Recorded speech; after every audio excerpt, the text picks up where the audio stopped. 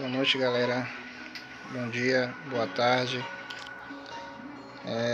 Esse PS2 aqui na bancada aqui tá apresentando um defeito de tá vibrando, o leitor tá batendo, mas não aciona.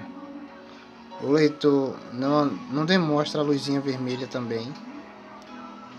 Eu vou demonstrar que esse defeito é bem simples de ser consertado. A primeira coisa que temos que testar é a troca do cabo flat, que é o primeiro vilão que a gente testa antes de trocar o leitor. Então vamos primeiro fazer aí a troca do cabo flat. Lembrando, leitor não acionando, vibrando, fazendo barulho, batendo, entendeu? E não acionando o laser. Beleza? Vamos fazer primeiro o teste da fita, para ver se trocando a fita o leitor vai acionar. Beleza? Vou dar um pause aqui.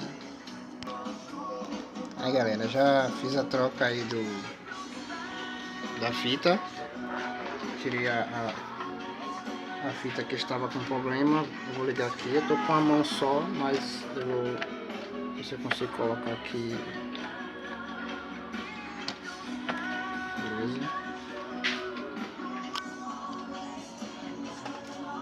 Aqui tá a fita que estava, entendeu?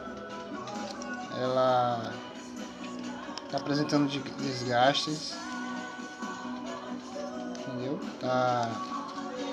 Tava arranhando já o CD também, quando essa parte aqui, ó, ela descola, entendeu? Já você trocar já, beleza? Vamos fazer o teste aqui. Deixa eu dar um foco aqui na câmera. Pronto.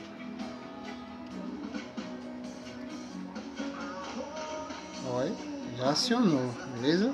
Ele não estava acionando, tava batendo, fazendo uma vibração, fazendo barulho, entendeu? E não estava acionando, beleza? Agora eu vou botar o CD para fazer o teste aqui.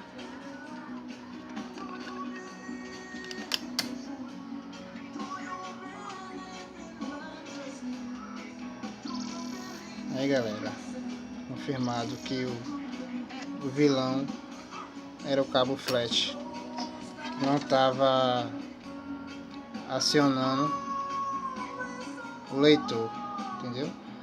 Muitas vezes o pessoal pensa que é o canhão, porque o canhão não roda, entendeu? Ele fica parado e o leitor não aciona, entendeu? O laser. A primeira coisa que você tem que testar é fazer a troca do cabo flat, para ver se não é ele. Depois você vai pro leitor, entendeu?